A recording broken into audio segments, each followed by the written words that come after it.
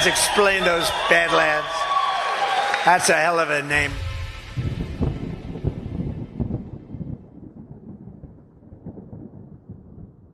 I'm excited to announce that we're having our biggest Made in America sale ever. We just put huge discounts on products made right here in the USA. My Pillow bed pillows, body pillows, go anywhere pillows, bolster pillows, all made with my patented adjustable fill. Mattresses, mattress toppers, mattress pads, adjustable bed frames, mattress foundations, and so much more. All made right here in the USA. And now we're expanding our USA products beyond just quality sleep. Like the cross I wear every day, now available in both men's and women's. We even have USA-made socks. And are you tired of being tired? Try our new health beverage, Rev 7. Or how about my coffee, the greatest coffee ever. So go to mypillow.com or call the number on your screen. Use this promo code to get deep discounts on all these products. Plus, for a limited time, your order ships absolutely free. We had great numbers introduced today. We had a wonderful speech in front of great people in Detroit, mostly in the car business, and we're setting records in manufacturing. Going very well. I think people appreciated what I had to say in terms of the numbers. So we're very happy about that. I'm going back to the White House now. We're going to look at the whole situation that's going on in Iran. Really bad stuff. And Minnesota is going to have to take care of itself for a little while. We have tremendous theft and fraud going on in that state because you have an incompetent governor, grossly incompetent governor, and a corrupt governor.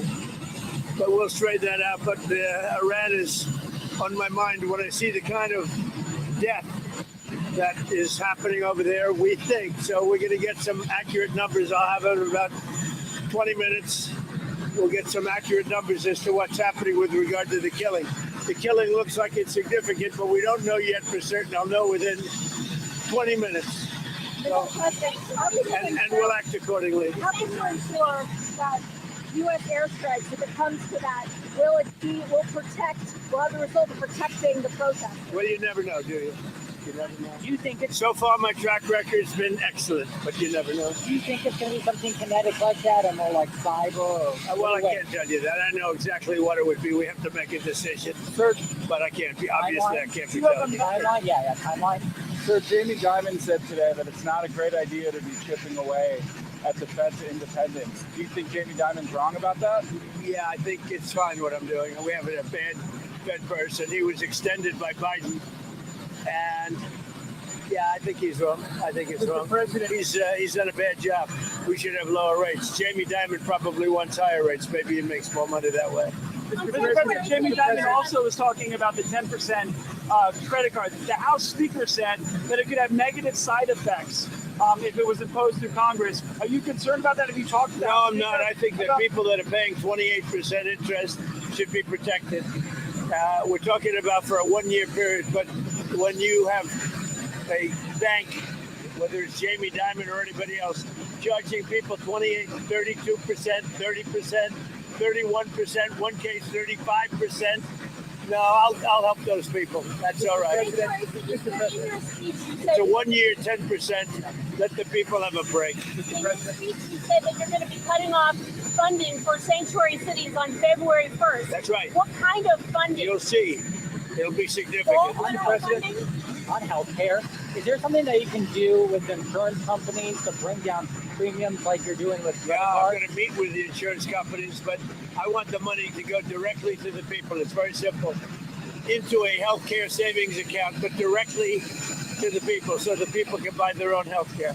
On Thursday will be the 6-year anniversary of you signing the Phase 1 trade deal with China, the signature on it. Would that deal open Chinese markets to U.S. goods? It protected intellectual property. Can we get back to that? Yeah, we can. We can do it very well with China. Have a great relationship with President Xi, as you obviously know. We're doing really well. We're making a lot of money with China. Can you open their markets to U.S. goods? I think so, yeah. I think it's going to happen. Iran says that it will retaliate in the instance of U.S. strikes against U.S. assets in the Middle East. What do you say to U.S. service members about why it's worth the risk to intervene in Iran? Yeah, Iran said that the last time I blew them up with the nuclear capability, which they don't have any longer. So Iran said that the last time. They better behave. The Intel stock is really high after you invested. Are you going to invest more in Intel? I like it. So, well, I don't know about Intel, but I'll invest more in other things. What other companies? As you know, Intel came to see me. They needed help. And I said, I'll help you, but I want 10% of your company to go to the United States of America. And we made, because of that deal, tens of billions of dollars. The stock went very up and very high, and we made tens of billions of dollars. They walked away and they gave us a lot of money, but they did a great deal for themselves because their stock has gone up. As soon as we went in, Apple went in, NVIDIA went in, a lot of smart people went in, they followed us. So yeah, we're doing that. We've done other of those deals. In Alaska, we did a deal where we got a big piece of a company where we were helping them to get a road. We're the only ones that could have done it. And we said, we want something out of the company for the United States of America, okay? So I believe in that. We have some other ones that we're looking at. I believe in that. If it's up to us, if they can't do it without us, and then I say, well, we'll do it. If you were a private guy, you'd say, what do we get for doing it? Now, I don't want anything for myself. I want our country to be rich as hell. But with Intel, we made billions and billions of dollars, right? So, Mr. President, on Iran, do you have a message for the leaders currently of Iran? Yeah, the message is they've got to show humanity. They've got a big problem, and I hope they're not going to be killing people. And I'm going to have a report very soon. It would seem to me that they have been badly misbehaving, but that is not confirmed. So you mentioned the 1980 hostage rescue effort that ended in disaster. Well, it was a disaster for Jimmy Carter. They had all sorts of problems, and the helicopters were crashing and everything. You know what it was? The exact opposite of Venezuela. Do you agree with that? Do you agree? As a reporter, who are you with? Who are you with? I'm with the Financial Times, sir. Oh, good. That's a nice paper. So are you committing not to sending U.S. troops into Iran? Why would I tell you that? Why would Mr. President, I don't talk about military strategy with a reporter, you know, even though I do like the Financial Times. Are you consulting with our allies regarding Iran? What are they telling you, and why do you think the Iranian? I'm not going to tell you what they're telling Why me. do you think the Iranian leadership continues to defy you, Mr. President? Do you think they are? Well, it's only been a couple of days. They continue to kill protesters. Well, they said that about Venezuela, too, you know. It's only been a couple of days. They haven't defied me. They haven't done anything as far as we're concerned. But it looks like they're killing a lot of people, but it has not been confirmed. I'll know very soon. Greenland, sir, the premier of Greenland said today, we prefer to stay with Denmark. Do you see that as the final Who said word? that? The premier of Greenland. Well, that's their problem. That's their problem. I disagree with him. I don't know who he is. Don't know anything about him. But that's going to be a big problem for him. Do you want to see democracy in Iran? Ideally, you'd like to see it. But what we want to see is we don't want to see people killed. And we want to see a little bit of freedom for these people. These people have been living in hell for a long time. You know, that used to be a hell of a country. I have friends that used to invest in Iran. And they did well with their investments. It was a great place. The people were great. Even the leadership was good. And now it's living in hell. Thank you very much, everyone. Thank you, Mr. President.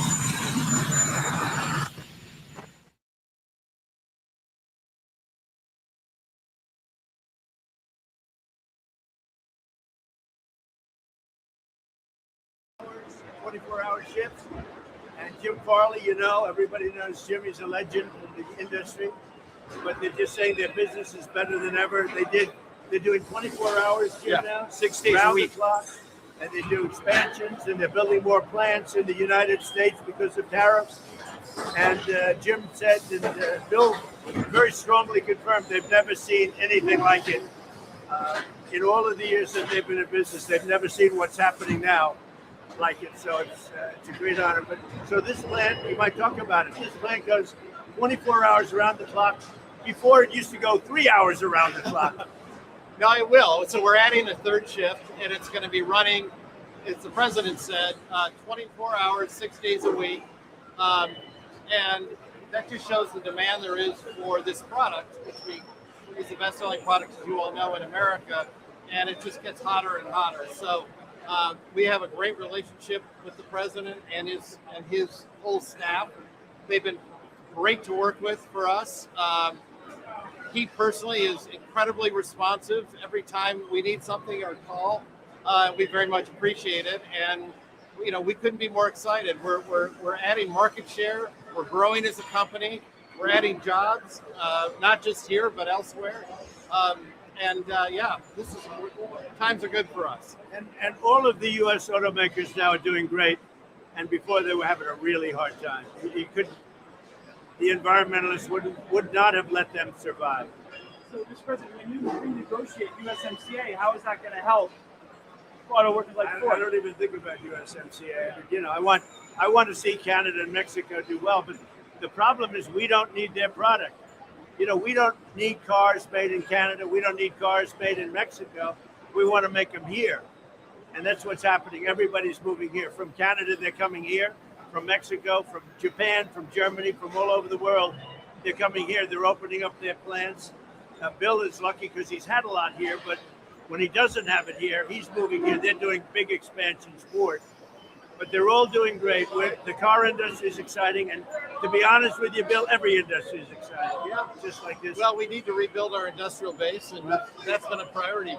And we're adding a combustion vehicle, a combustion truck, affordable one in Tennessee to the president's note. That's what these policies are doing for Ford. We're going to actually expand one of our existing plants and make a different kind of truck there. Yeah. Yes, and the EPA, the relief of the tariffs and the relief I gave them from the most ridiculous standards. We had put 3 computers on a car in order to save about this much gasoline from a glass. It was crazy, but very proud of them. And Ford has really been a leader. They've done a great job, but all of them. General Motors is doing really well. Stellantis is doing really well. We're really happy about it. I just wanted to build their product in the USA. So you don't think you're going to renegotiate USMCA? Well, I can. It expires very shortly, and we could have it or not. It wouldn't matter. I think they want it. I don't really care about it. So it might go away. So you're talking about getting rid of USMCA and let it sunset? No real advantage to us. It's irrelevant to me. Canada would love it. Canada wants it. They need it because we don't need Canada product. That's the thing. I want to be a nice person, but we don't need it. I want to build the cars here, not in Canada. We used to build cars in Canada. Now the Canada cars, the Canadians are moving here to build cars. Same thing with Mexico. Same thing with Japan. Japan's paid us billions and billions of dollars for the privilege of making cars here and selling cars. What about the raw auto manufacturing that you would like to see coming to the United States, or are you satisfied with the level where it's at right now? Quality is unbelievable. So we're at a Ford 150 plant, and I don't know that much about cars, but I know how to get people working. And all I can tell you is that people talk so much about the 150, and it has been for a long time. They make a great product, a quality product, better than anybody else can make in Europe or in any other location. Look, the Ford 150 has done well for a long time because they make a great product. Do you ever allow Chinese autos into the U.S.? Well, as you know, we have a tariff on Chinese autos. And in Europe, China's taking over the auto business, I would say is a nice statement, but that's the way it is. And here, what is it, 100%? We have 100% tariff on any car coming in from China. So that makes them able to do very nicely against China. Mr. President, what Right? about the Pretty good, right? Yeah. Who would have thought that was going to happen, right? what about the raw Everybody materials? said that the cars are dead in the United States. If you go back 4 years ago into the middle of the Biden administration, everybody was closing up their plants. Now we have more plants being built in our country than at any time in history. Nobody's ever seen anything like it. And it's the election November 5th, and it's other things, but it's also, I think, maybe the biggest part, the election, because I'm the tariff person. And everybody now admits that I was right on tariffs. And I hope that we win the Supreme Court case. Mr. President, what about the raw materials coming in from countries like Canada how do these companies deal with the fact that those Well, we materials get are it, but more we have a lot of expensive? our own raw materials. And, you know, the word raw and rare are a little bit of a misnomer. They're not very rare.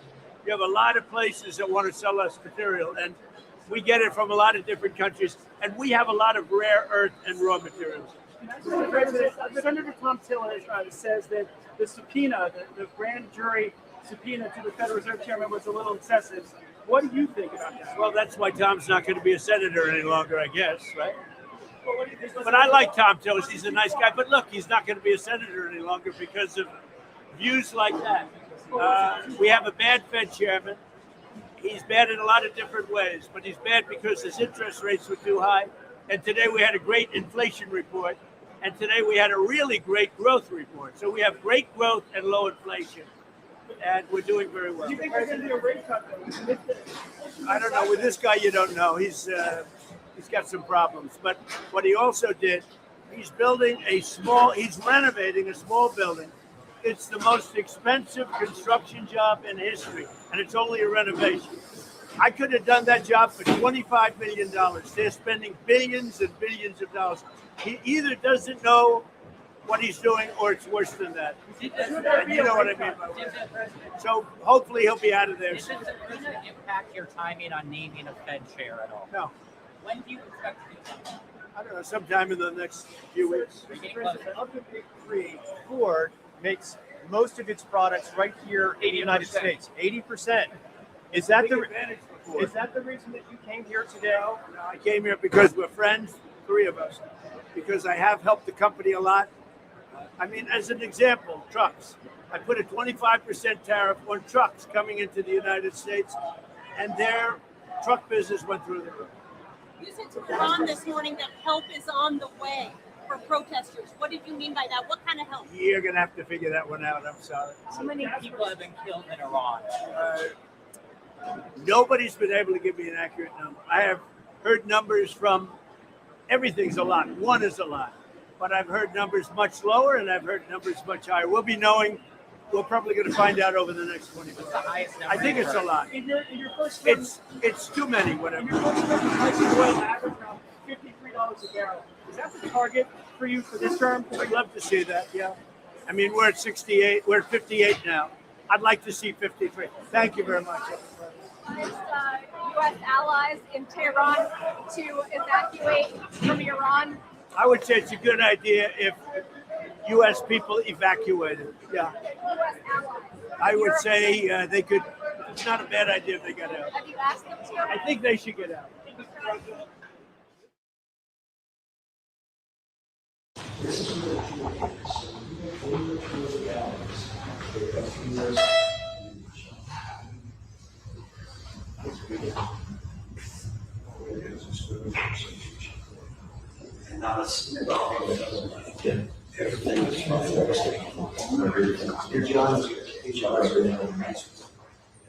Thank you so much for coming.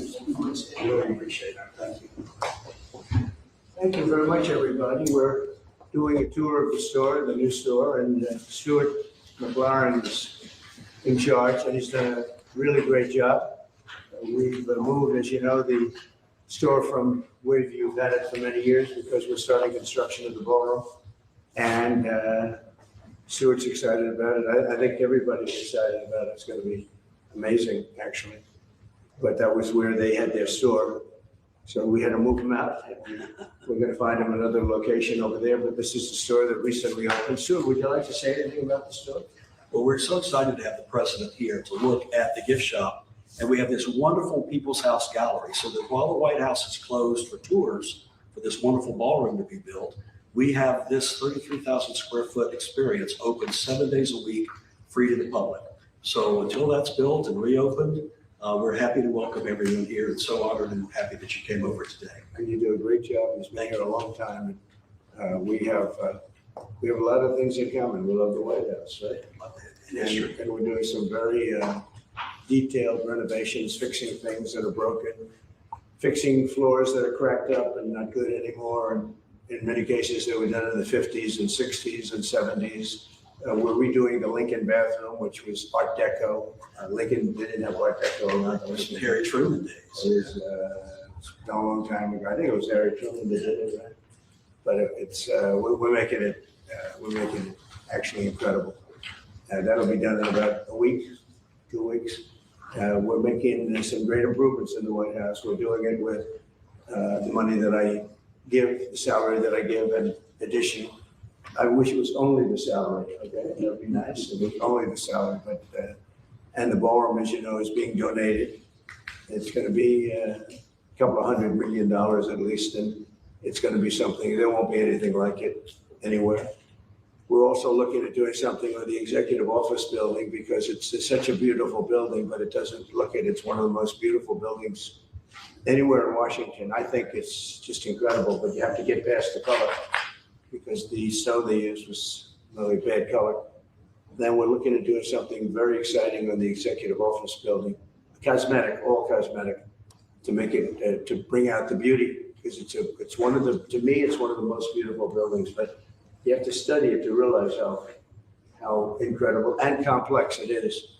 So we have a lot of fun doing this. We're fixing up the city. We're fixing up the White House and the environment of the White House. We're fixing up the whole world. We have great numbers that have just come out. The numbers, the economy is doing incredibly. Billions, trillions actually of dollars in tariffs are coming in. And maybe most important, we have about close to $17 trillion being invested in the United States. We've never had anything even close to that. And that's in 6 months. So we've done numbers that nobody's ever seen before. And I'm now going over to Kennedy Center. I have some great contractors in my car. I have really great marble contractors and woodworkers. And we're fixing Kennedy Center the way it should be. It was a mess. It's an absolute mess, and the bones are so great. They have marble that is so unbelievable, but it hasn't been polished and hasn't been grouted. It hasn't been taken care of, and we're able to use most of it as opposed to taking it out. We're able to use it. You couldn't buy, actually it's marble that you couldn't buy. The slabs are so big, white, beautiful slabs. You couldn't buy it today, and we're renovating it. And Kennedy Center within a year will be unbelievable. I think it's got tremendous. We're painting the columns a different color. You know, it's got a fake gold. If you're going to use gold, gold. You know about gold. I love the gold, but if you don't use 24 karat gold, it doesn't look good. And there's never been a paint that imitates it. So we're going to be painting the columns probably a very good white, beautiful white. It'll look beautiful with the white marble behind it. The marble's all being renovated inside and out. So that's where I'm going right now. I have all the marble people with me, and we're going to do that with Kennedy Center. And the interior of Kennedy Center is being totally done. The chairs are being replaced or renovated. The stages are being renovated fully. Very good stages, very good sound, great sound. Lucky. Some opera houses, they spend a lot of time and money if it doesn't have good sound. It's like you're born a certain way. If an opera house opens up and it doesn't have good sound, you never make it good. They've tried in New York, they had a problem and they rip it apart every 5 years and try to make it good. But if it doesn't work, it doesn't work. This one, the Kennedy Center has phenomenal sound. It's one of the big advantages. So we're going to make that fantastic. We have a great board of close to 40 people, and they're in love with it. They've made great contributions for it. And then we'll have that, I think within a year, the Kennedy Center will be finished. We have the awards coming up in December. We have great people being awarded, Sylvester Stallone and KISS, which is very unusual. KISS, they don't do that, but they do it here. And we have just, you saw Michael Crawford's going to get an award. It is really going to be very exciting. I'm going to be hosting, not that I want to host, I don't want to host, but they've asked me very strongly to host, so I'll host it. Like I hosted The Apprentice years ago, and we'll do a good job. And we have the awards, I guess, on December something, early in December, we have the awards will be on CBS on television. So I just wanted to thank you. Do you have any questions? President Trump, you going to fire Lisa Cook, the Fed governor, over her? Yeah, I'll fire her if she doesn't resign. What she did was bad. So I'll fire her if she doesn't resign. Mr. President, have you been briefed on the FBI raid of John Bolton? No, I don't know about it. I saw it on television this morning. I'm not a fan of John Bolton. He's a real sort of a lowlife. When I hired him, he served a good purpose because, as you know, he was one of the people that forced Bush to do the ridiculous bombings in the Middle East. He wants to always kill people, and he's very bad at what he does. But he worked out great for me because every time he doesn't talk, he's like a very quiet person, except on television. If he can say something bad about Trump, he'll always do that. But he really doesn't talk. He's quiet. And I'd walk into a room with him with a foreign country, and the foreign country would give me everything because they said, oh no, they're going to get blown up because John Bolton's there. He's not a smart guy, but he could be a very unpatriotic guy. I mean, we're going to find out. I know nothing about it. I just saw it this morning. They did a raid.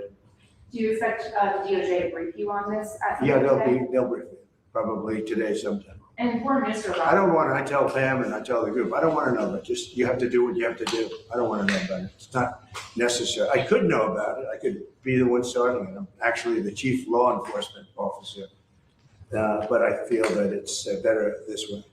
former Minister Lavrov said no meeting is planned right now between Putin and Zelensky. Absent that meeting, what are the next steps in your view? Well, we'll see. We're going to see if Putin and Zelensky will be working together. It's like oil and vinegar a little bit. They don't get along too well for obvious reasons, but we'll see. And then we'll see whether or not I would have to be there. I'd rather not. I'd rather have them have a meeting and see how they can do. But in the meantime, they continue to fight and they continue to kill people, which is very stupid because they're losing 7,000 people now. I used to tell you 5, now they're losing 7,000 people a day. 7,000 people a week. They're losing, think of that. They're losing 7,000 people on average a week, mostly soldiers. So we want to see if we can stop it. I've stopped 7 wars. I'd like to make this one I thought would have been in the middle of the pack in terms of difficulty, and it's turning out to be the most difficult. With the launching of the White House TikTok account, are you no longer concerned about privacy concerns or national security? No, I'm really not. I think it's highly overrated. So TikTok, as you know, I used TikTok in the campaign. Somebody gave me, we had TikTok Jack, a young guy named TikTok Jack. Then I won the young people by 36 points. No Republican ever wins the young people, and I won it by a lot.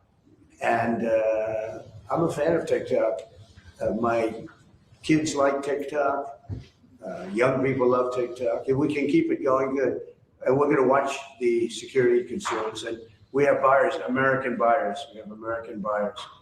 And I haven't spoken to President Xi about it. At the right time when we're set, I'll do it. In the meantime, until the complexity of things work out, we just extend a little bit longer. But we have buyers. We have very substantial American buyers that want to buy it. President Trump, would you like Congress to give you more control over DC when they return from recess? Look, DC is a miracle what's happened. I mean, they can come up with fake numbers like the mayor's doing. Oh, no, it was going down for 20 years. You didn't live here. You know, have you been mugged? Okay. DC was a hellhole, and now it's safe. And in fact, I put out this morning, I said, I hate to say this because it doesn't sound very good, but there have been no murders in DC in the last week. That's the first time in anybody's memory that you haven't had a murder in a week. And I think the mayor has to get on the ball because we have a situation, and she's a nice woman, but I'll tell you what, she's got to get on the ball. We have, I don't want to see phony numbers. DC hit an all-time high last year of absolute total crime. And it continued pretty bad. And then we put some strength into it, got the numbers down a little bit, but we brought in the DC National Guard and we coupled them with the police, and it has been amazing. I have friends that live here, people that work in the White House, but I have friends that live here. They're all going out to dinner now. They haven't gone out in years. One man, I told this story yesterday when we were with the police and with the National Guard. We had a great little celebration, brought them hamburgers, brought them pizza. But we were with them, and I told the story about one friend hasn't been out in 4 years to a restaurant, and now he's been out 4 nights in a row. He called me this morning, by the way. He said it's so safe. He feels like totally safe. He can walk. He's got a 10-block walk. He walks it. He wouldn't have walked those 10 blocks. He said it would be a chain of hell, he called it. He said it was just horrible. He had no chance of making it to the 10th block. And the mayor has to admit that. She can't say it was just like it hasn't been clean. Now it's going to be clean. I'm giving out a contract very soon. Susie's with me. We're going to be raising about $2 billion from Congress. Congress is happy to do it. And we're going to wisely spend the money we're doing with Clark Construction. We're going to head out right from the Capitol and the White House. And if you look at a circle and go about 3 miles out, it's going to be beautiful. All those light poles, see the poles, they're rusting and they got different lenses on top. If you look, I mean, just looking at so many different problems. And we're going to have this place beautified within a period of 12 months. The streets are going to be retopped, not ripped up and rebuilt, and they're no good after they rebuild them because they start settling. We're going to take off the asphalt and put beautiful, well-done asphalt. You know, if you have a good asphalt worker, it's the greatest thing you can have, but there aren't too many of them. But I know all the good contractors. So this place will be beautified within a period of months. So it'll be safe and beautified. And then the big question is, how long do we stay? Because if we stay, we want to make sure it doesn't come back. So we have to take care of these criminals and get them out of here. We've collected hundreds of career criminals. These are career criminals. You're not going to teach them to be nice. These are probably born that way. I don't know, but they're career criminals. They're very, very dangerous people. They would love to be with you for a little while. They'd slap you around, but I put my money on this guy. He'd take them. He'd take them down so quickly. He's saying, I don't want any part of it. No, people don't want to be that. And we have over 1,000 arrests. We're taking career criminals off the streets. It's my ambition that when we're complete, we can take everybody out and you have a great capital. But people are so happy, and I don't know where they get the polls. I see polls that they're 90% in favor of what I'm doing. And then you turn to CNN, which is fake news and nobody watches it, or MSDNC, they changed, MSNBC, they changed their name now because they were so bad. But they're the worst, owned by Comcast, run by a guy named Brian Roberts, who doesn't have a clue. He's terrible, terrible manager. But they're not, I don't think, selling it. They're changing the name because they're ashamed of it. And they're disassociating it from NBC, which is also fake news. You know, they should be ashamed of that too. But a lot of fake news. I think the news is getting better. They're learning that they have no credibility. ABC, CBS was just sold to a great person that I know very well. A great man actually just bought CBS, and I think he's going to do the right thing with it. NBC is run terribly by Comcast. I call it Comcast because it's a whole con. And you're going to see some things happening. I think you're going to see some just amazing things happening. But to me, DC is very exciting. And a lot of people say, well, where's it going from there? Well, I have calls from politicians begging me to go to Chicago.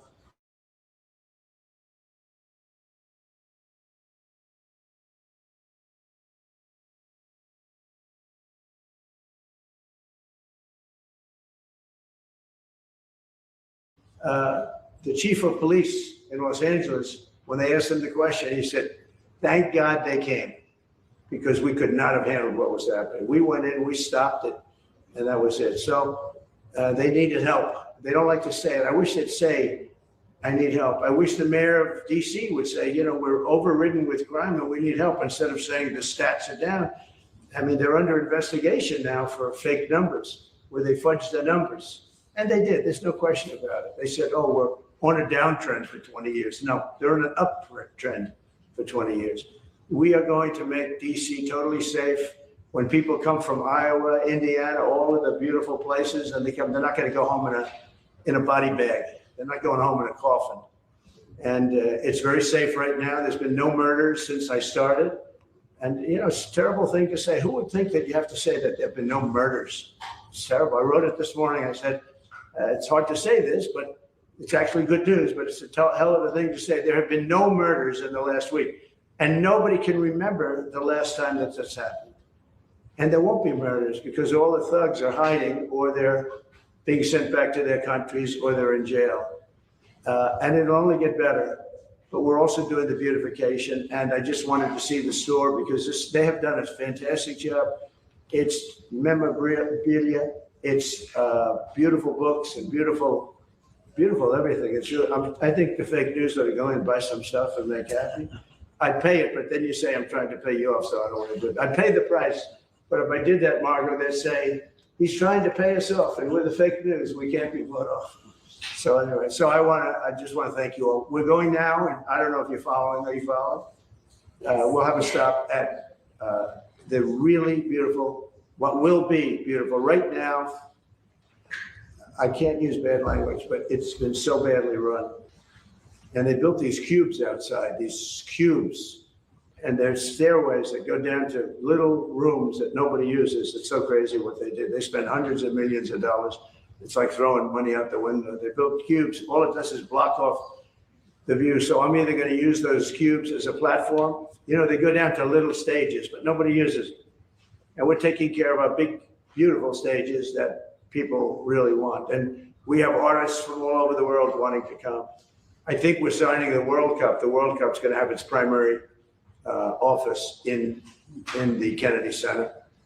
And again, I want to thank our board of the Kennedy Center. They have been absolutely incredible. But you may get a chance to see what we're going to do a little bit. I'll show you beautiful slabs of marble that, for the sake of cleaning and grouting, would look like they got put in yesterday by a top marble smith. So I want to thank you all, and I'll see you in 15 minutes, okay? Mr. President, Thank you. Thank you they just very much. declared famine in Gaza. Is there something we can do about it?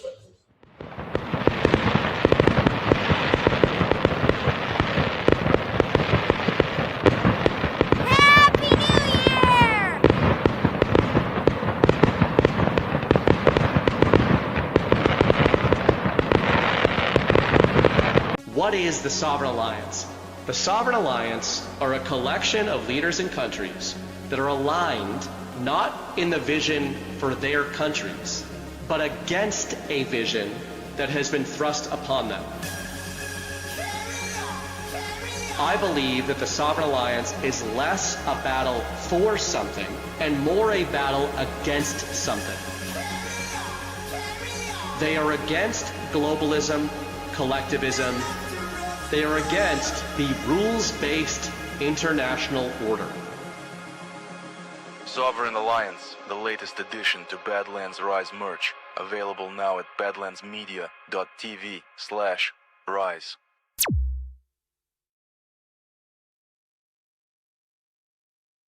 Want to laugh, say raise up lights out loud, and it sounds like you're saying razor blades with an Australian accent.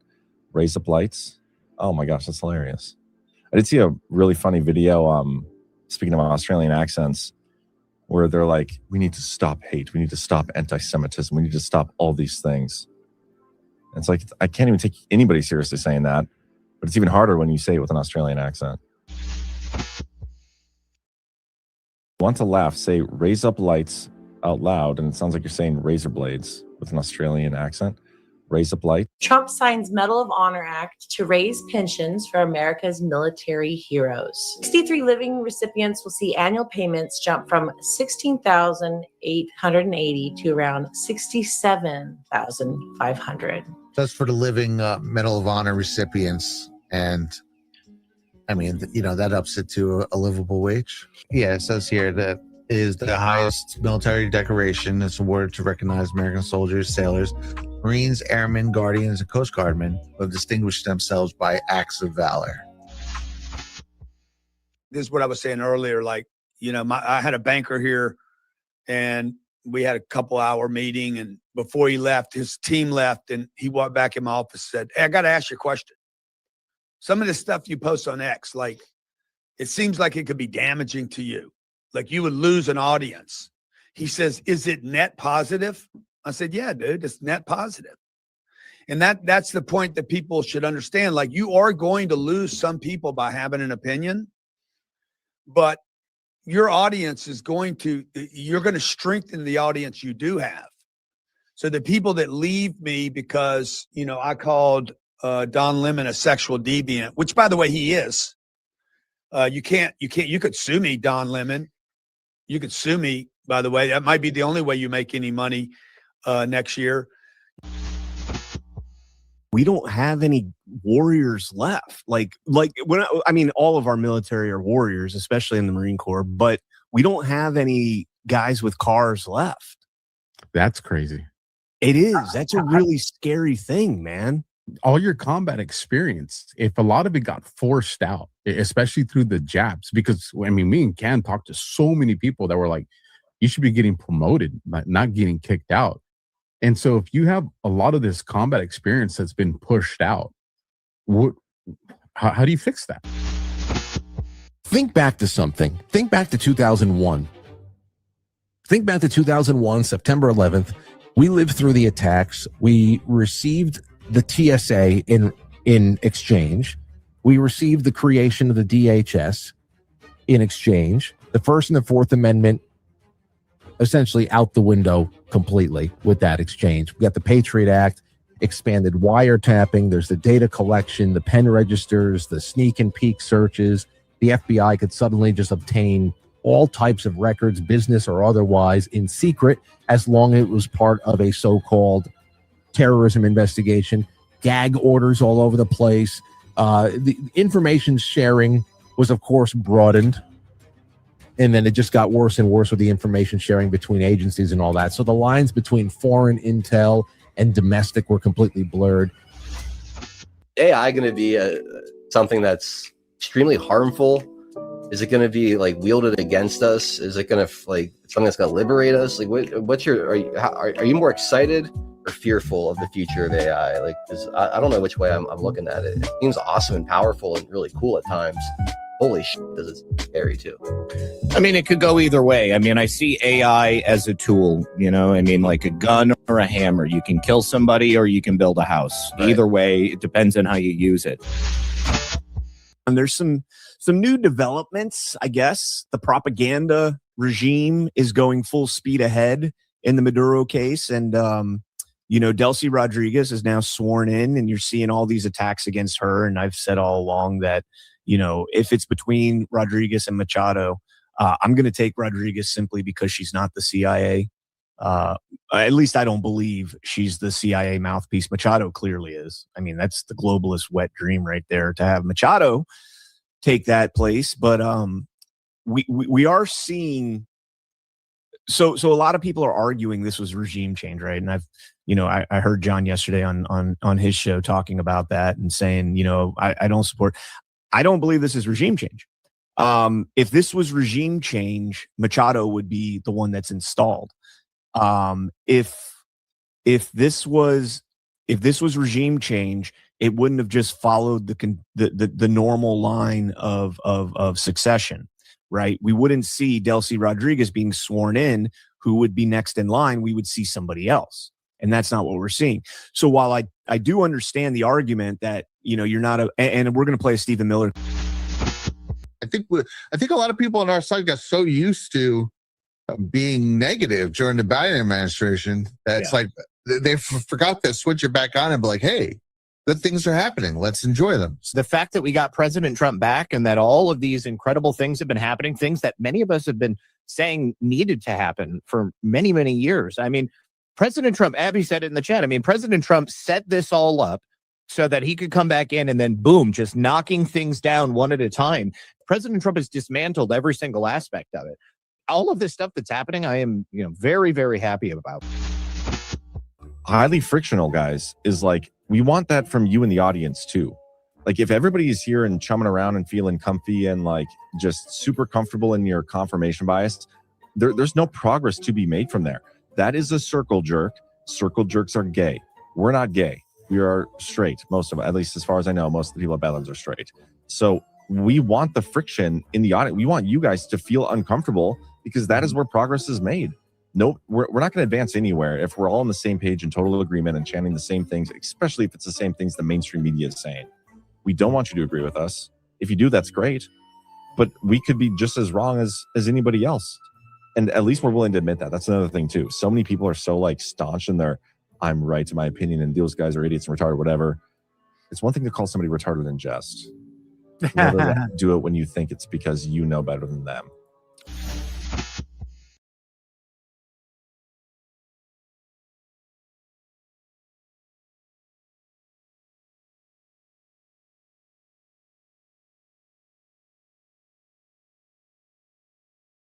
People in this matter. One thing I learned over the course of my career was ultimately we lead or we fail. Operational practices. Information volume can crush an investigative team if not adequately resourced and prioritized. How did the FBI manage investigative workloads that could have resulted in terabytes of specialized data and information and required a small standing army to process investigative findings in a timely, usable manner? Regarding other operational impacts, the presence of additional factors, such as case ownership churn, the reassignment of case agents, insufficient investigative skill or experience, investigative or analytic stovepipes, and overwhelmed administrative systems could have converged to cause unforeseen and unrecognized investigative gaps.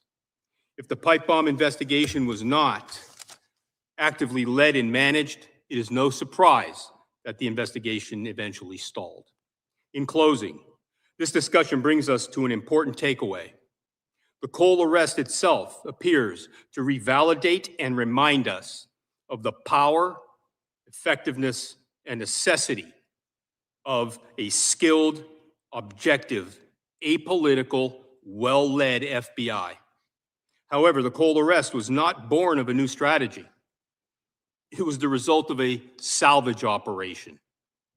Salvage operations and cold case approaches will not protect America and its people. The Cole arrest indicates that we still have work to do in rebuilding an FBI that can effectively meet and defeat 21st century threats and challenges while concurrently protecting the American people and upholding the Constitution. I look forward to your questions. Thank you. Thank you, Mr. Piotta. Mr. Spaziale, you may begin. Thank you, Mr. Chairman, members of the committee. Thank you for this invitation to speak to you and the American people. I do not sit here today to speak for anybody other than myself and my family, but this is not about me. It's about every American. While I have served in the military since 1987 and in the intelligence community since 2009, I've had a unique vantage point in this country on the issue before us. In the months leading up to January 6th, I served as the Senior Intelligence Collection Strategist for Domestic Terrorism at the National Counterterrorism Center. As an intelligence collector and an analyst, I am trained to pursue hard facts rather than political ideology or what is convenient. Everything I present here today is available on my website, along with a more detailed statement regarding these issues. In late October 2020, I warned the FBI Domestic Terrorism Task Force leadership that we should be thinking about potential black swan events due to the fragility that I saw in our country, the distrust of the government, political polarization, and an extremely volatile social environment. But my warnings were ignored, and I was labeled a domestic extremist by my FBI Joint Duty Assignment Supervisor because I was a supporter of President Trump. At NCTC, I was fighting back against the FBI's desire to get a federal domestic terrorism criminal statute for deterrence purposes, and to treat constitutionally protected activities as a factor, not a constraint. That's KGB and Gestapo-like thinking. At NCTC, I authored 2 highly classified documents, a collection emphasis message and a collection posture statement on domestic extremism, which I am happy to discuss. These, if declassified by Director Gabbard, would greatly illuminate January 6th thinking on the part of the FBI and others leading up to January 6th. On January 5th, in my private capacity, I stopped potential violence on the Capitol and warned rally attendees not to fall for a trap set by instigators and agitators to fight the police. On January 6th, I warned attendees that I was afraid that there would be blood in the streets. And Ashley Babbitt and Roseanne Boylan were both dead within hours of my warnings. When I returned to NCTC, I was terminated because my FBI supervisor believed I was a domestic extremist simply for attending the rally on January 6th. In July of 2021, I published a white paper where I identified the actual causes of January 6th, a distrust of the government, false narratives of gun violence, and a lack of government transparency leading to conspiracy theories, many of which have now been proven to be true. I have provided copies to for the congressional record 3 times. This is the 3rd time. For 2.5 years, the FBI, Army Counterintelligence, and Army CID investigated me for extremist activity without any criminal predicate. I have never even been questioned, much less charged. All across the country, many citizens faced raids and arrests for protected activities for deterrence purposes. I have FOIA'd the DOJ and the FBI for the 89 documents in my eGuardian file, but they have ignored my FOIAs. The purpose of this hearing regarding the pipe bomb and my core assessment regarding the FBI's failures regarding January 6th is because the FBI was singularly focused after January 6th to prevent Donald J. Trump from becoming the president again and to cripple, intimidate, and silence his allies and supporters. They never truly pursued the pipe bomber because they were focusing on covering up lies, criminal misconduct, and election interference. And they were hunting Trump supporters. In early 2022, I was a voluntary witness to the January 6th investigative committee where I offered them classified documents, or classified briefing, which they refused. And I provided multiple documents which they destroyed, including my report. Regarding what happened on January 6th, a protective order has been placed on the body cam footage of many of the officers on the Capitol that day. This must be lifted. The DOJ has marked these as highly restricted. That's not a national security classification. Also, we need to look into the FinCEN violations. There are people at the DOJ that I can direct you to that can speak specifically to these abuses. I go into great detail about these classification abuses in my report. As a matter of fact, it is against government regulation, quote, to classify or otherwise conceal information that is a violation of the law or to prevent embarrassment to a person, organization, or agency. The FBI has been abusing this for decades. The president issued an executive order. Reports have been made to the president. Referrals have been made to DOJ. The result of all of this weaponization has been catastrophic to the public trust in our government, but specifically the FBI. Without accountability and significant reforms, many Americans will lose complete faith in you, in us. We do not want that. Gentleman's time's expired. If you could wrap up. Yes, sir. I've made a number of suggestions regarding reforms to the White House. The hardest moment in my life was not in a combat zone. It was in my own home, sitting with my wife and my son. At one point, I had to sit down and tell them what to do if the FBI smashed open our door at 4 a.m. in the morning, waving rifles around and pointing at them. Imagine having to tell your 10-year-old son that his friends would do that. I remember him asking me, "Why would your friends do that?" I didn't have an answer. I have done my part. We have done our part. We have placed our careers, our lives, and our livelihood on the line in service to this country, in service to all Americans, red, blue, brown, white. We will continue to serve the nation in accordance with our oath. It is not an oath to our donors or a man or a party. It is an oath to the American people. It is an oath to the Constitution. Thank you, Mr. Thank you for this opportunity. I look forward to your questions. Thank you, Mr. Speciale. Mr. Nance, you may begin. Chairman Loudermilk, Ranking Member Raskin, and members of the subcommittee. I would like to thank you for the invitation to speak with you today. It's an honor to share my perspectives derived from 26 years in law enforcement, 20 of those as an FBI agent. The Biden-era FBI and DOJ presided over some of the most controversial investigations and prosecutions in modern history. From the January 6th investigations to the Mar-a-Lago raid, Merrick Garland's DOJ, in concert with former FBI Director Christopher Wray, has successfully tarnished our most respected institutions of justice and national security with the odious stigmas of politicization and weaponization. American citizens have been rightly outraged at the inexcusable malfeasance of a relatively few senior executives. A bifurcated FBI held highly politicized investigations in the compartmentalized precincts of the Hoover Building, while the vast investigative experience and far more rigorous oversight of field agents and division-level management was in large part circumvented, providing insulated political hacks with the unchecked latitude to pursue political opponents. For instance, as documented by DOJ Inspector General findings, The Crossfire Hurricane investigation was predicated on a thin tissue of preposterous fictions spun by operatives of the Clinton campaign and given the imprimatur of compromised members of the intelligence community. What we witnessed during Biden-era weaponization was appalling. I watched the events of January 6th unfold at a Washington field office offsite.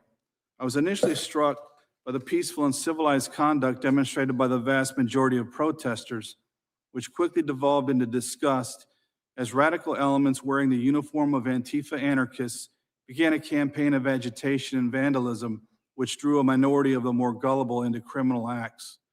The Biden administration and a complicit mainstream media wasted no time in labeling it as an insurrection, an event to rival September 11th or the Confederate insurrection of the Civil War. However, the only casualty of January 6th was an Air Force veteran and Trump supporter, Ashley Babbitt. The objective was obvious: to stigmatize Republican protest and bludgeon President Trump and his supporters with bigoted labels such as white supremacist, white nationalist extremist, or racially or ethnically motivated violent extremist, or RMVE. This political narrative bears directly on the issue of why Chris Wray's FBI failed to identify the pipe bomb subject. The answer, in my opinion, isn't a sensational one. Therefore, it has eluded most of the podcasting class. It was simply a function of good leadership or the lack thereof. Biden's FBI was directed to conduct the most sweeping investigation.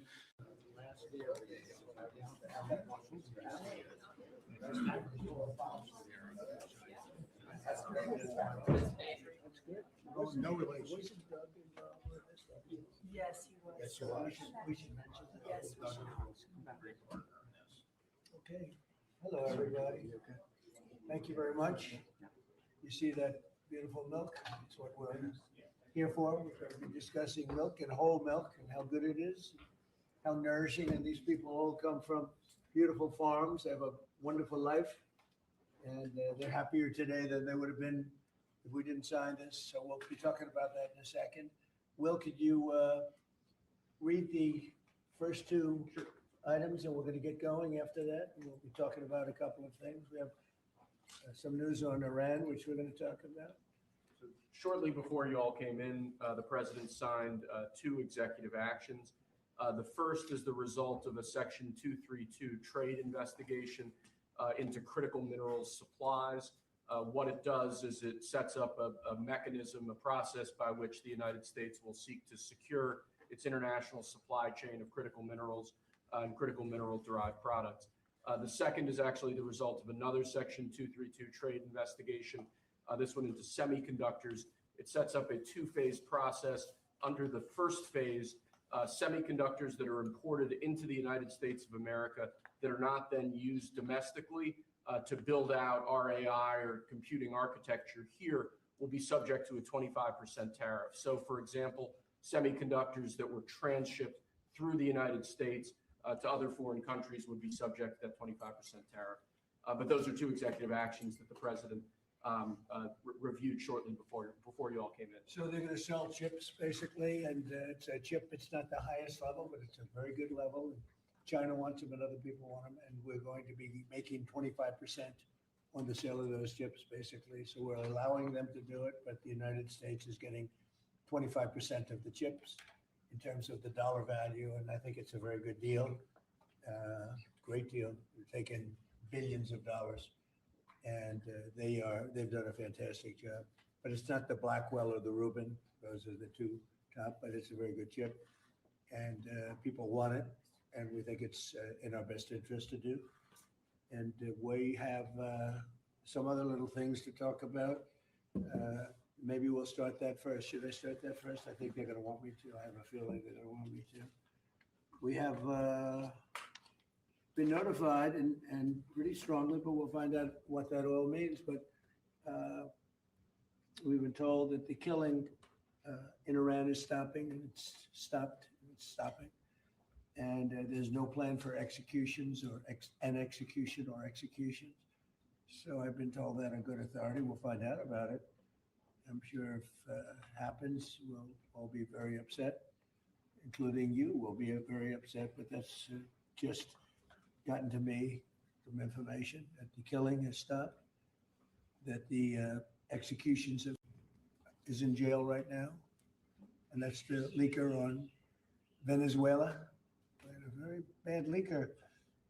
So there could be some others, and we'll let you know about that. We're out on their trail, but the leaker has been found, and the leaker's in jail, and will probably be in jail for a long time. Let's see what happens. So we'll let you know. We'll keep you apprised as to what's going to happen with that. And I want to thank all of the incredible people behind me, political people, both Republicans and Democrats, because they like whole milk. Whether you're a Democrat or a Republican, whole milk is, right? Is a great thing. The senator was in the office many years ago. It feels like many years ago, but quite a while ago, right at the beginning of my first term. Yeah, Elijah Cummings. Right, with Elijah, a very good person. You and I had a good relationship with him. At that time, I think you were a congressman, and you've made a lot of progress. You've done very well. Well, some would disagree. I don't disagree. Great thing. No. The senator was in the office many years ago. It feels like many years ago, but quite a while ago, right at the beginning of my first term. Yeah, Elijah Cummings. Right, with Elijah, a very good person. You and I had a good relationship with him. At that time, I think you were a congressman, and you've made a lot of progress. You've done very well. Some would disagree. I don't disagree. I think you did a great job. It's great. It's great to have you here again. Appreciate it. So today, I'm delighted to sign the Whole Milk for Healthy Kids Act into law, which is a very important thing for our farmers, and I think maybe more important for our people, right? The people that drink milk. This is the first bill signing of the new year, and it will ensure that millions of school-aged children have access to high-quality milk as we make America healthy again.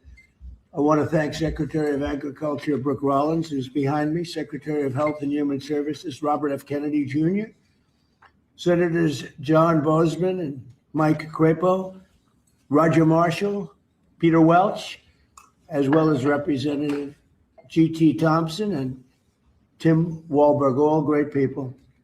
Also with us today is USDA National Nutrition Advisor, Dr. Ben Carson, my friend for a long time. We went head to head, and it was not easy going head to head with Ben. Where's Ben? He's like, he still looks good. That's because he drinks a lot of milk. And some of our nation's wonderful dairy farmers and their children, they're going to be farmers for a long time, we hope.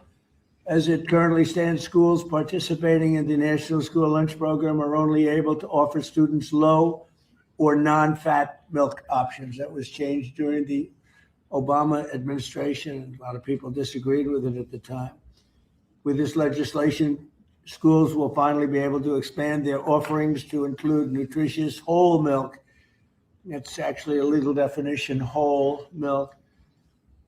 And it's whole with a W for those of you that have a problem. Most of the media will get that.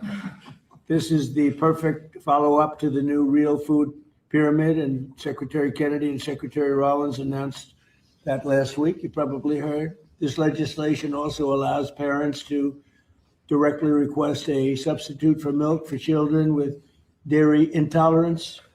Previously, parents were required to submit a written statement from a doctor, but we're eliminating that rather ridiculous policy, allowing parents to choose what is best for their child, which is a big move. Hard to believe that that would be a big thing, but it is. And of course, these changes will be major victories for the American dairy farmers, who we love and who voted for me in great numbers, I will say. I think I got every one of them. In December, I also signed the Secure Rural Schools Reauthorization Act. And I'm proud to say that these two pieces of legislation will give school-age children across the country the resources and support that they need, not just to succeed, but really to thrive in life and later on in life.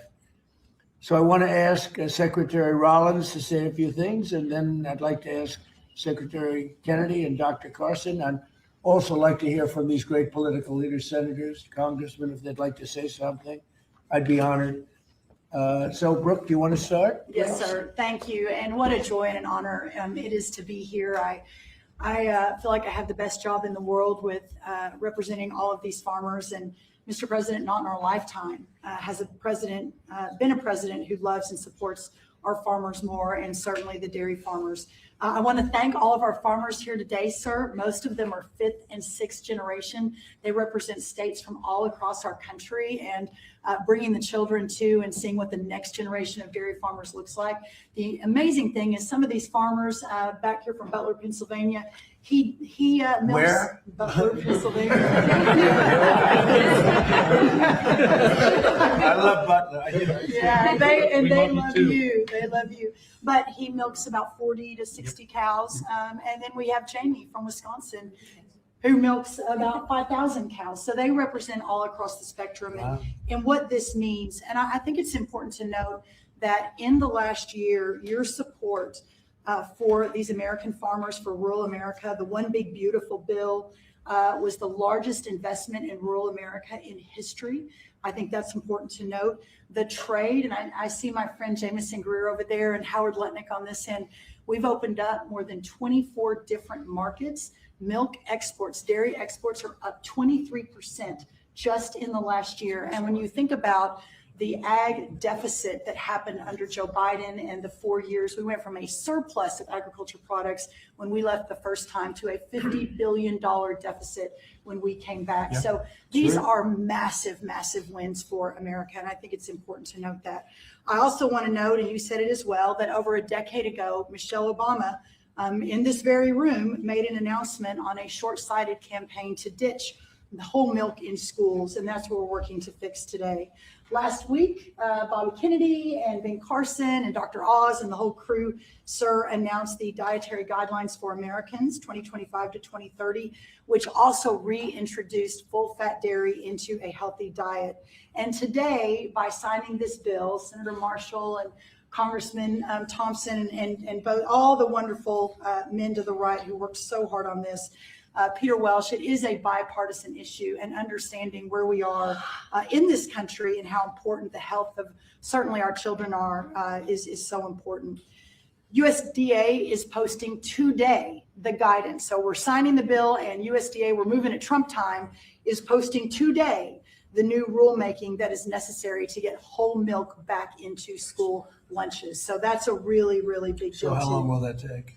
It should just take a few weeks, and then the milk starts moving in. So it's a big announcement, sir, for our schools and our children. And I know Secretary Kennedy will talk a little bit about the health issues, so I won't do that. I'll skip over that.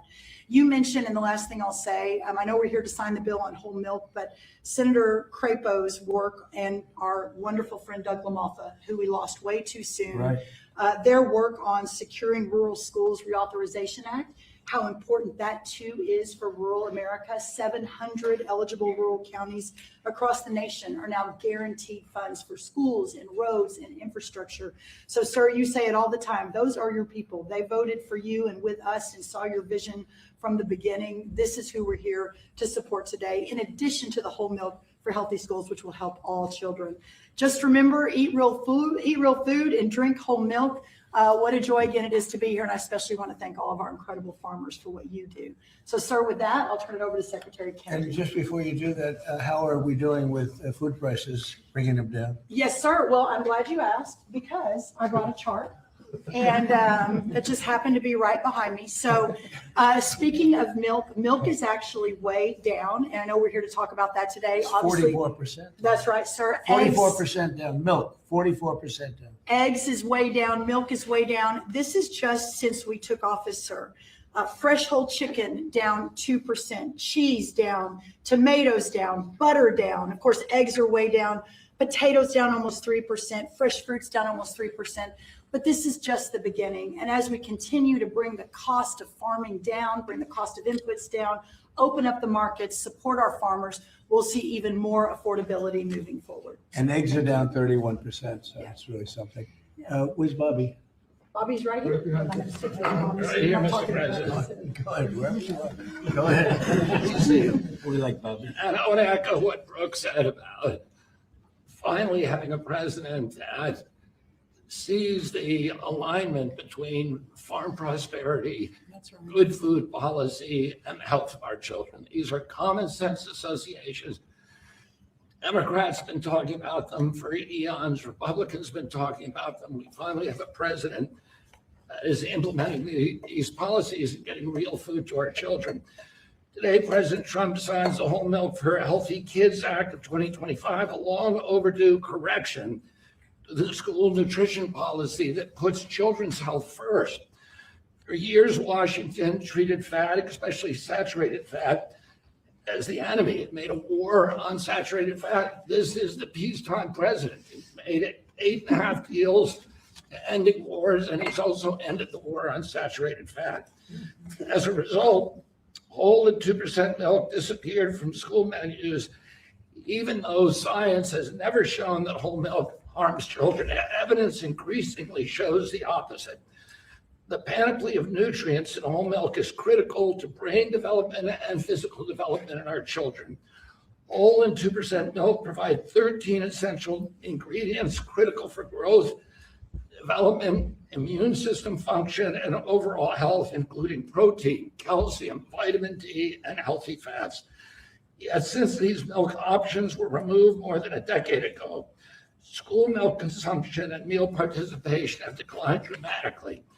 Today, between 68% and 94% of school-age boys and girls fail to meet recommended dairy intake, according to federal guidelines.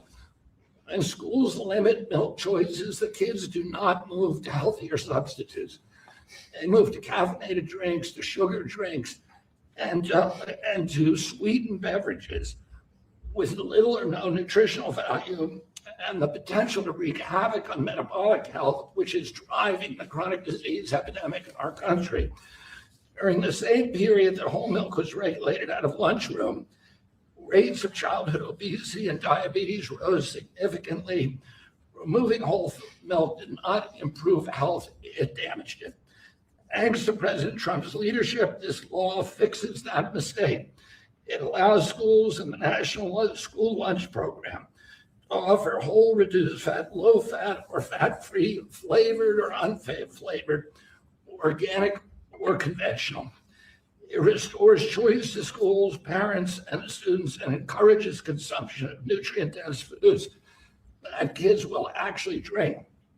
The law also removes unnecessary bureaucracy by allowing parents or legal guardians to request milk substitutes without the necessity of involving a doctor.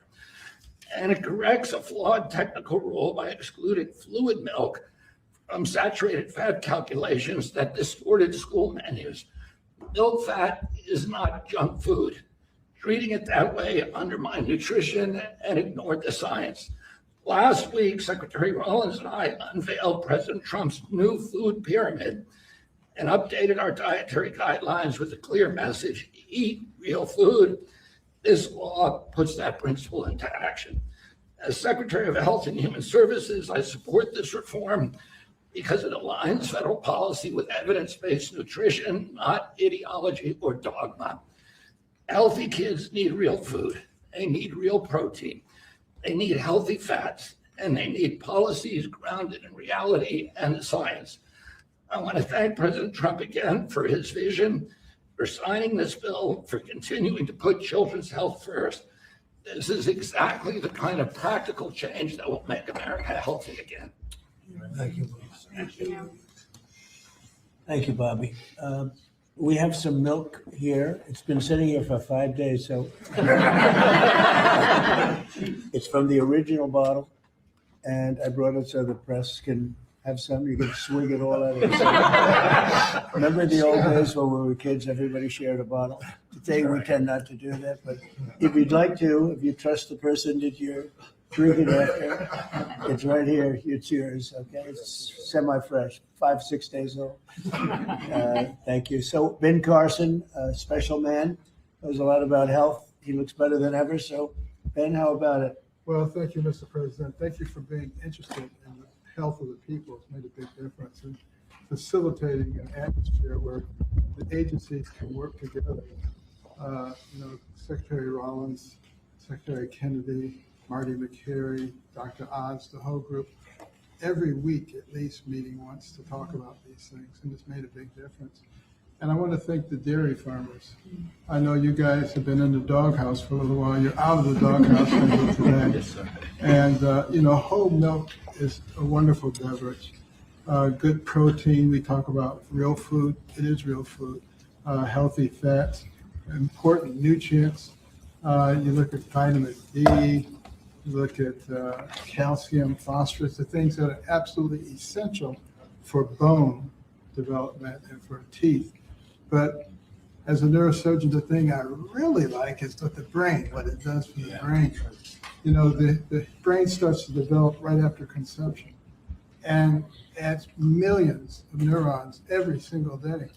Continues to do that right up until the mid to late 20s. Now, it's important what that brain is getting during the development. Is it getting soda or is it getting milk? So milk would help your cognitive ability. Absolutely. You can tell who's been Take a drinking milk. cognitive test. I've taken a lot of them. I've aced every one of them because I drink milk. It's good for it, and it shows. Do you consider there to be a big difference in taste between what you are having and this is just, it just looks so good sitting there, right? Yes, sir. It looks better. Tastes thick. Go ahead, Ben. Sorry to interrupt you. When you go to school and you give the kids milk, real milk, they love it. When you pour this stuff that looks like, dish pan water, you don't particularly want that. It doesn't taste good either. So this is a great day. It's only a part of what's happening with our emphasis on health. Our longevity has been going down, and other industrialized nations has been going up. It's because we haven't been paying attention to this. That has changed, and we want to thank you for your leadership. Well, thank you very much, Ben. Appreciate it. Appreciate all you've done too for the country. I'd like to ask a few of our senators to say a couple of words. Maybe we should start with the Democrat in our midst. What do you think? Peter Welch. Peter Welch. And Yeah. thank you very much for being here, Peter. Thank you. Our dairy farmers are so vitally important, and they have a way of life that transmits from one generation to another. And it's tougher than ever for our dairy farmers in Vermont, our dairy farmers in Pennsylvania and others, South Carolina are here. But they're the lifeblood of the community. Nobody works harder and nobody does things that are better for our nutrition. And also for our kids, I'm in agreement. Kids having access to healthy milk is really good milk, whole milk is really good for them. And one of the things that I get very excited about, that really the Vermont farmers talked about, is they have their milk from their farm that then goes directly to many of our schools. And then kids come out to the farms and start seeing how milk is made, what farming is about. That's good for America. It's not a party deal. This has been a bipartisan effort. I appreciate working with my colleague, Senator Marshall, who did a great job, and JT when I was in the House. And Tim, thank you. Thank you, Thank Mr. you, President. Peter. It's got to be like a 90-10 issue, another one of those 90-10. It's good to have you on our side. But it's a great issue, and it's a great thing to do, and we're very proud of it. We're very proud of our farmers. Senator, do you want to say a few words? Sure, I'll be very brief. We all want to see you sign this bill. But I really appreciate you and Brooke bringing up the Secure Rural Schools legislation. This is critical legislation to our rural communities across this country, and we have to fight every couple of years to get it extended just a couple of years. And this extension we got this year went back to pick up a few years that we missed, and is going to expire again at the end of the next year. And Mr. President and Secretary, I'm going to encourage us to get back in here to sign a Secure Rural Schools bill that is permanent. I want to set a goal, or hope that you'll set a goal with me to get that done. Thank you. Thank you very much. Anybody? Mr. President. Yeah, Mr. President, thank you so much for having us here on behalf of Kansas dairy farmers. Thank you. Milk is the most wholesome, nutritious drink known to humankind. Not only is it full of essential nutrients, it's full of healthy fats as well as protein. As Dr. Carson pointed out, those healthy fats are what helps that brain develop and help you absorb the fat-soluble vitamins. The protein is why you drink milk and you're not hungry again in 30 minutes. And I have to point out that under the previous couple administrations ago, thanks to them, we have a whole generation of young adults who have osteopenia and osteoporosis because they never drank milk for an entire generation. So getting milk back in the schools is going to give us healthy bones and healthy minds. It sticks to your ribs and it tastes great. Thanks for your leadership. Yes, sir, Mr. President. Thank you. Anybody politically first, and then we'll go to the farmers? Yeah. Yes, please. Mr. President, thank you so much. I want to ask Dr. Carson if there's an age limit on the cognitive ability. Drinking a whole lot more of this. But thank you so much. You know, we literally have legislators here that have worked on this for years. This is something that's been very, very difficult. You're able to help us You get would it think over it the would have been very easy, actually. Exactly, but you were able to help us get it over the finish line. You and your great team, Brooke, all of these people have done such a good job. Not only with this issue, but all that we're doing for the farm community, which is so, so very important. So thank you very, very much. And I know that you're going to continue to support farmers like you have. We do, right from the Since you were beginning. elected. Thank you. Thank you very much. Go ahead. Mr. President, G.T. Thompson, Yep. Chairman of the House Agriculture Committee. I have been working on this bill for 15 years, and thank you. That's amazing. Because of your support and your leadership, we were able to get this across the line. It's such a shame that it would be so hard. No, common sense would, Yeah, it's it common was sense. lost. And in the, you know, the benefits today go to those precious children that we see over there. It goes to our dairy farm families who work so hard 7 days a week. There's no day off for a dairy farmer.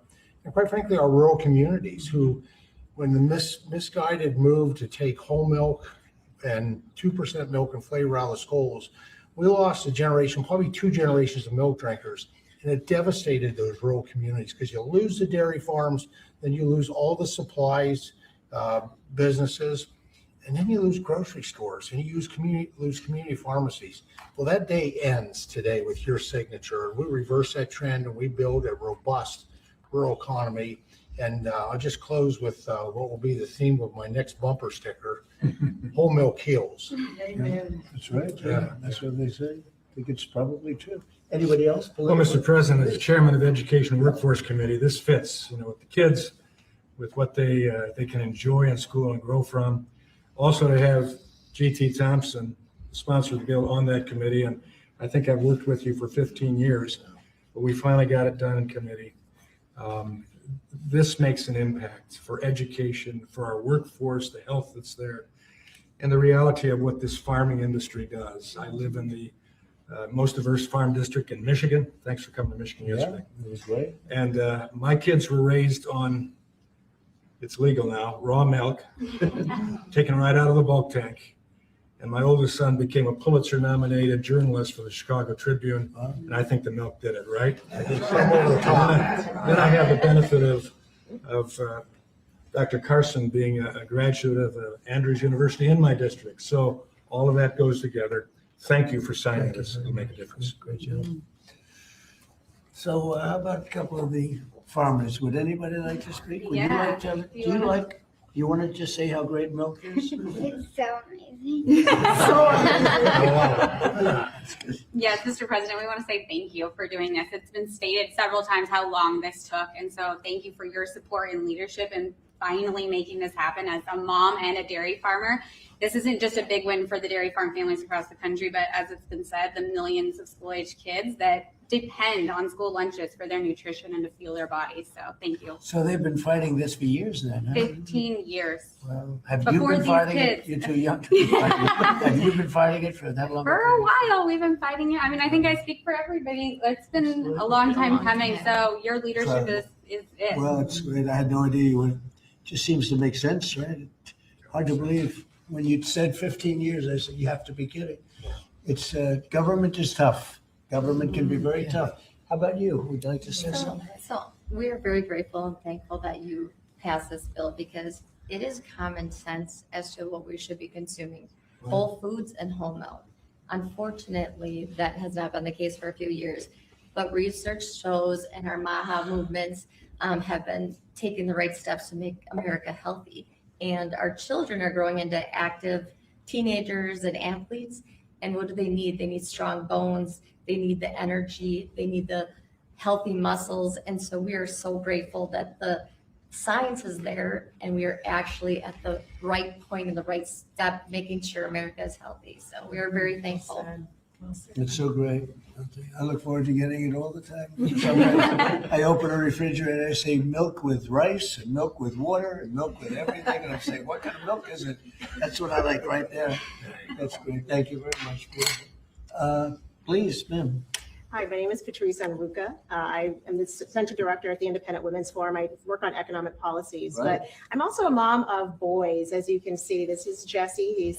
Jesse, you want to say your name and age? My name is Jesse. I am 6 years old. I am 7 years old. I want to be an engineer when I grow up. I am a first grader. I also know where does milk come from. Good job. Where does it come from? So first farmers milk it, and then next they put it into a coal tank, and then they to take the germs out, they put it very hot, and then they put it back in the coal tank, and then they haul it to somewhere that is cold in a big refrigerator. What, that is I'm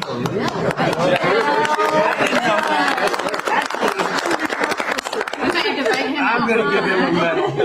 Yeah. Everybody, these guys want it. Let me tell you, politicians want it. I'm going to give that to you. Is that okay? Thank you, sir. Thank you. That's And this is beautiful. Daniel, Wow. his younger brother. Daniel, how old are you? 5. And what grade are you in?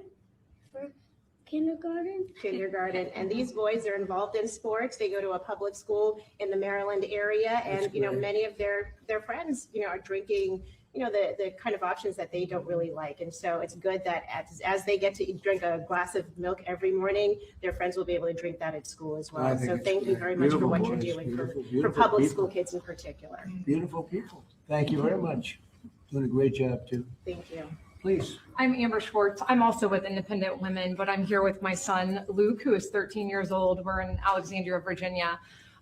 Luke needs a lot of protein right now to grow. In fact, his doctor just told us between 60 and 70 grams a week. And I can't feed him a whole chicken every day. So supplementing with milk is really helping us. Unfortunately, at school, they've offered skim milk and chocolate, and he does not like either. And so he has been turning to the juice boxes and other drinks that have sugar. And so thank you for giving him the opportunity, and parents too, to make a choice. That's great. That's really great. How about you? Thank you, Mr. President. I'm Nice, the one. beautiful red hair. Look at Yeah. I tried to match here, so. Yes. But I'm the aforementioned one from Butler, Pennsylvania. Yes. So you know that place very well, and we still love you. So, but Mr. Thank President, I was thinking last night when I was milking what I was going to say, and I thought, well, this is such a monumental day in agriculture, not just dairy farmers, but for all of agriculture, because this helps me as a producer, helps the processors. It also helps these kids here. So it's good all around, and this is perfect legislation, a great day for America is what this is. Thank you very much. Beautifully said, and we appreciate it. And it is a great place that you come from. I love it. Please. Mr. President, thank you. It's an honor to be here. And, I think this is about choices. This day's been a long time coming. We've been waiting on this for many years. And, it's great that we're able to provide choices now in schools with whole milk. Well, thank you for that. And thank you for everything that you do for the dairy industry, that us dairy farmers produce valuable nutrients every day for consumers. So you're going to need to produce more milk because you're not mixing it up with all sorts of things, right? That's right. That's great. That's a big. How much of an increase will that be? Do you have any idea? A lot more. A lot more. Absolutely. Absolutely. That's great. Boy, that's so good for the industry.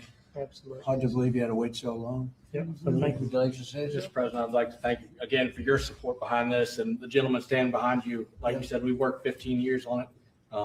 I advocate for our industry a lot out in the community, and I know I've been into high schools, I've been in middle schools where the students want milk. I did a taste test one time at a high school where we gave them whole milk versus the skim milk their school was giving them. The kids love the whole milk. So just your all support behind us, your support getting it pushed through. I really appreciate what you've done and what the gentleman behind you were able to do. We support the farmer. Yes, sir. Yes, The sir. farmer knows what's right, better than anybody else. Bobby would tell you that. I mean, the farmer, they know what's right. Yes, sir. Especially when it comes to things like this. Sorry it took so long. It was 15 years. I can't believe it. Howard, would you like to say something? What's amazing is that the president has the leadership and common sense to drive the right outcomes. Why should kids not be given the choice to drink whole milk? How is that even possible? So it's amazing to work for you because you just own common sense and you're driving it through our economy, you're driving it through the farmers, got great leadership in Secretary Rollins and Secretary Kennedy, and it's great fun to be here because, I mean, think of today. I mean, how much fun is this? It's just common sense. Come on. Like the Oval Office. Yes, sir. Beautiful. Even the media, they come here, they're here a lot, but it's sort of like you're in the Oval Office. It's the whole ballgame. It all begins and ends and then re-begins here. There is no place like it, right? Isn't that exciting? There's no place like it. If you love the country especially, there's no place like it. So thank you. Thank you, Howard, very much. So let's sign it. Should I sign it? Yes, sir. Your last chance. I can. Then you go another 15 years. Let's do it. Do it. You go stand right there. Come on, Linda. We have to do a good one here. This is right? Yes, sir. This is an important one for me.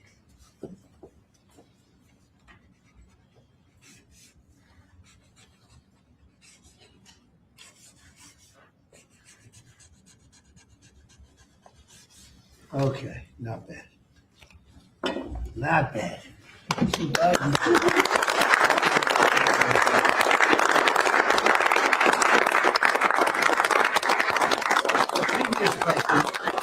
Which signed by other pen.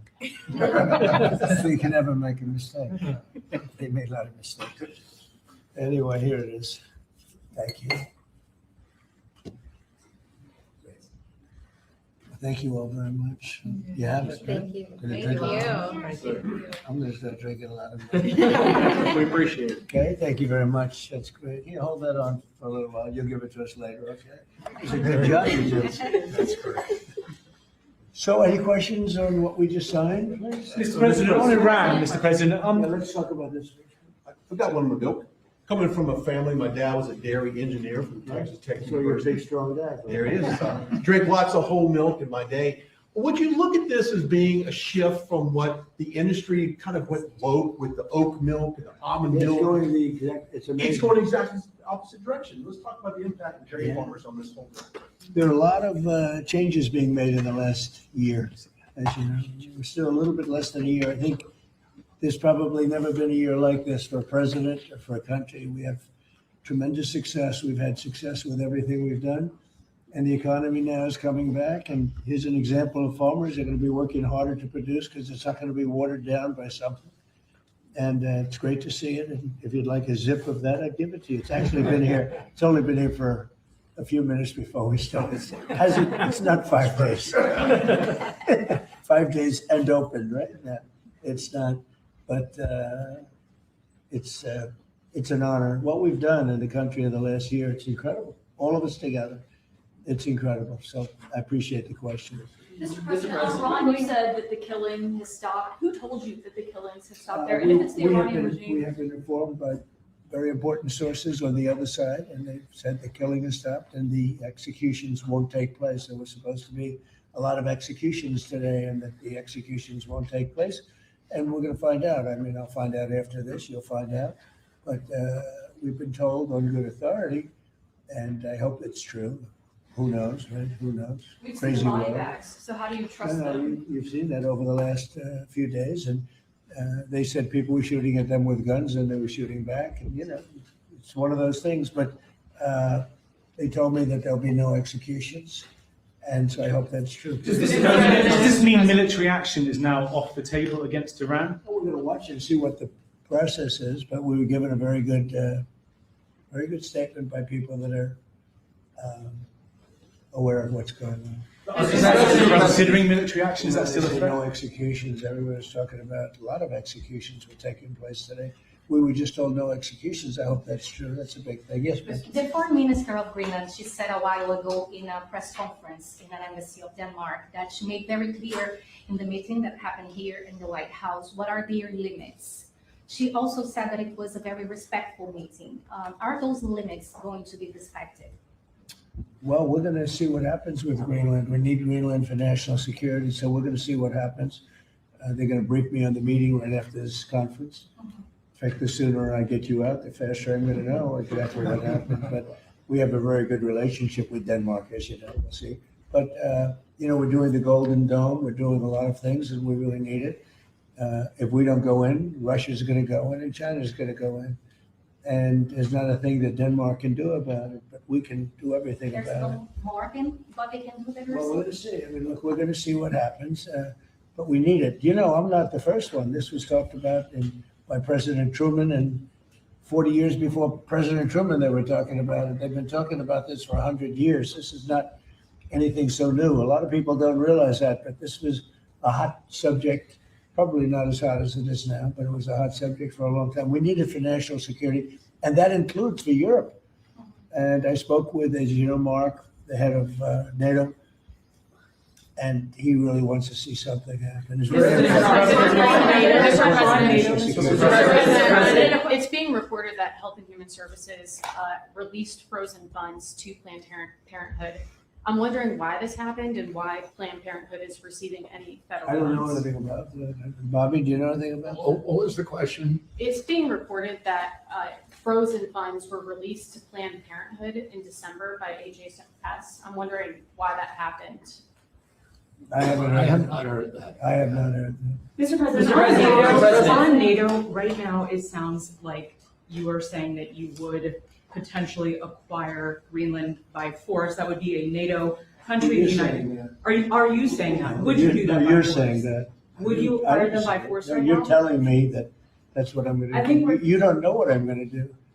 So what are the options? Your then? network Because doesn't know either. The Danish foreign minister said that there's still fundamental differences after the meeting with Rubio and with the vice president. Are you willing to leave the NATO alliance in order to get what you want with Greenland? What are the options right Well, I now? wouldn't be telling you what I'm willing to do, certainly. I'm not going to give up options, but it's very important. Greenland is very important for the national security, including of Denmark.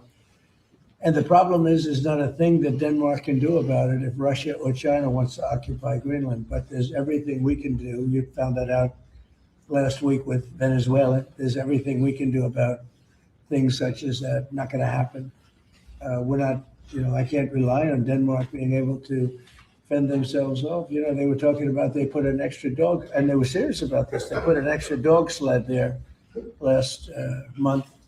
They added a second dog sled. That's not going to do the trick. Denmark fought alongside the United States in both Afghanistan Thank you and for telling Iraq. me that. I appreciate it.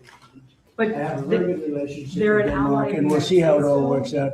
I think something will work out. Yeah. Mr. President. On Venezuela, Cabello, the de facto number 2 in Venezuela right now, he seemed pretty reluctant to work with the U.S. And obviously he's Yes, in they just gave us 50 million Cabello, barrels the of oil. number 2, the Venezuela security chief. I know the number one, we just had a great conversation today, and she's a terrific person. I mean, she's somebody that we've worked with very well. Marco Rubio is dealing with her. I dealt with her this morning. We had a long call. We discussed a lot of things, and I think we're getting along very well with Venezuela. Yes. You created a new Assistant Attorney General position dedicated to rooting out fraud in the Yeah, United he's States. fantastic. The person is fantastic. Who is it? It's a he. When are you I gonna will tell nominate? you maybe within minutes. I mean, I don't know if it's appropriate to say yet because we're going through a process, but we have chosen a person who's very tough, very smart, very fair. You gave a speech yesterday in Michigan about how you recalibrated the American economy to work for workers, U.S. auto factories. We've seen core inflation's completely tamed. You lowered the trade deficit to the lowest amount since 2009. American exports are growing, but we're also waiting on the Supreme Court case for tariffs. Given the success that you've had in the first 12 months, what is at stake in this case, It's sir? a little bit like whole milk. I can't believe we even have a case. This was a case started by very China-centric people and also anti-American people, frankly, people that don't want us to do well. Tariffs have helped us stop 8 wars. They've helped us get the best trade numbers we've ever had. They've helped us get $18 trillion brought into the country.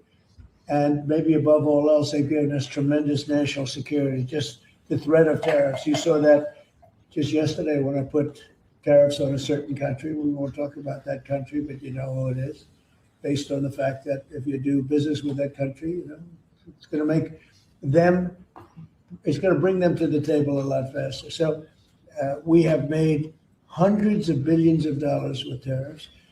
We have very little inflation. Think of it, inflation's gone down and productivity, everything has gone up. We've never taken in money like we have.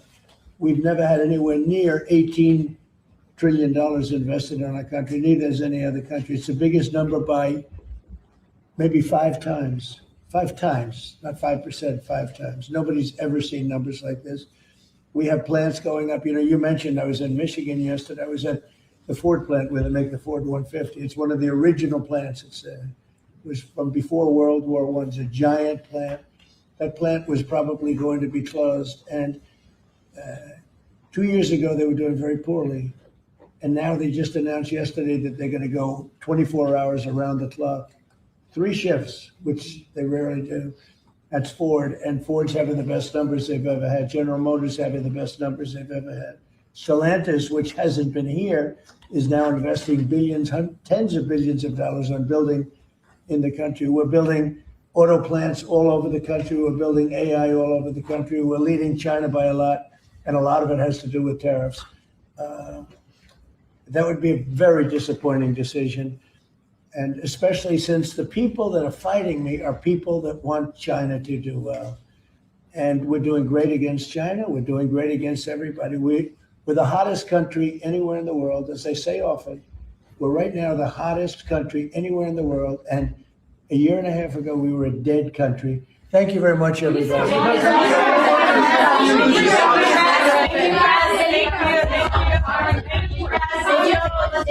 We're done. Let's go. Thank you. Your cameras move, please. Thank you, guys.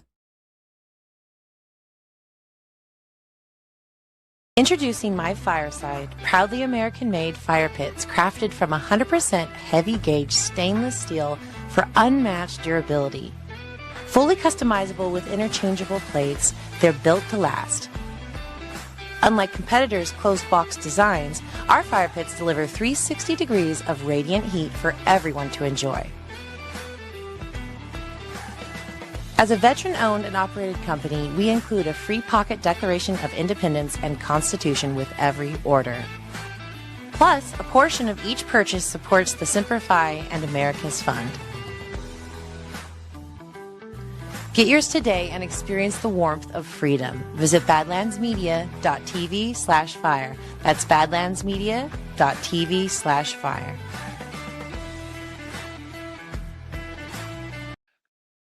Thank you so much for joining us, and don't forget to hit the thumbs up on this video. And a special thank you to all of our advertising partners.